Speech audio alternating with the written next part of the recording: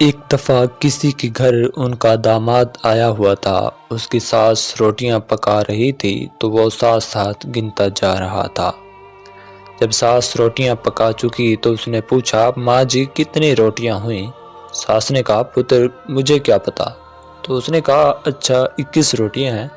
جب مائی نے گنی تو 21 ہی تھیں۔ ساس نے پوچھا، تمہیں کیسے پتا چلا؟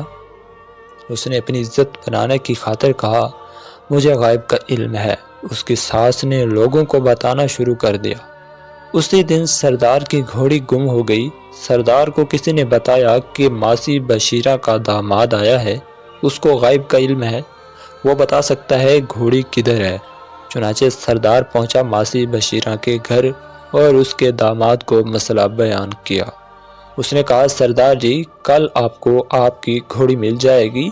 وہ ساری رات گھوڑی ڈھونڈتا رہا، جنگل سے گھوڑی مل گئی۔ اس نے ایک درخت سے گھوڑی باندھی اور صبح جب سردار آیا تو اسے درخت کا پتہ بتا دیا۔ سردار کو شک ہوا۔ اس نے اس کا امتحان لینے کے لیے مٹھی میں ایک ٹڈا پکڑا اور چل پڑا ماسی بشیرہ کے گھر۔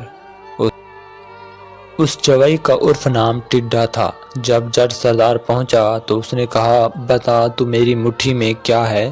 اس نے تو اپنے لیے کہا، روٹیاں گن گن علی آئی پائی، رات بن کے گھوڑی لبھی، جان ٹڈے دی مٹھ وچ آئی، ہن کی کریں گی جندڑیے۔ سردار نے مٹھی کھول دی اور ٹڈا اڑ گیا۔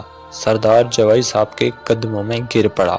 اب جو بادشاہ تھا اس کی رانی کا ہار گم ہو گیا۔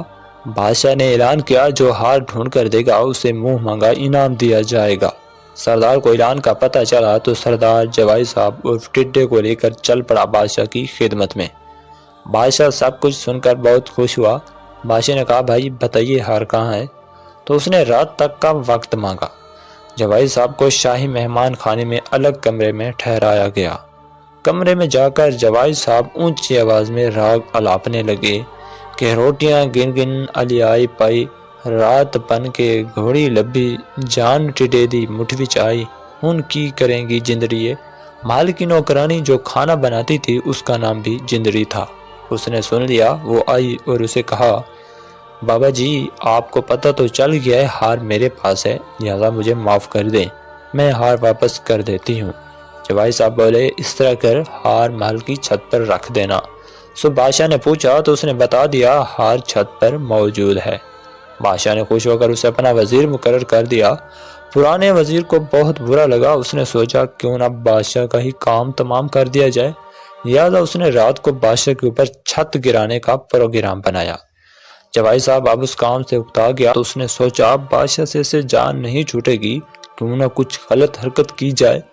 بادشاہ سویا ہوا تھا، اس نے ٹانگوں سے پکڑ کر بادشاہ کو پلنگ سے نیچے گھسیٹ کر باہر لے آیا۔ اتنے میں کمرے کی چھت گر گئی۔ بادشاہ ایک بار پھر بہت خوش ہوا کہ اس نے میری جان بچائی۔ بادشاہ نے اسے اپنے ساتھ تخت پر بٹھا لیا۔ اب کوئی 2 دن بعد پرانے وزیر نے بادشاہ کے تاج میں سانپ رکھ دیا۔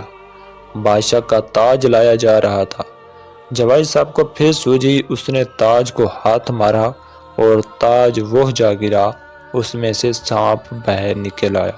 اب تو بادشاہ کو پورا یقین ہو گیا کہ یہ شخص واقعی ہی بہت پہنچی ہوئی ہستی ہے۔ بادشاہ نے اسے بادشاہ بنا دیا اور خود قدموں میں بیٹھ گیا۔ تو کہتے ہیں کہ جب انسان کے قسمت کا ستارہ گردش میں ہوتا ہے تو انسان جو بھی الٹا سے الٹا کام کرتا ہے وہ سیدھا ہو جاتا ہے۔ اسی طرح ماسی بشیرہ کے داماد نے بھی ہر ممکن کوشش کی کہ وہ الٹا سے الٹا کام کرے، مگر وہ اس کے حق میں بہتر ہوتا گیا۔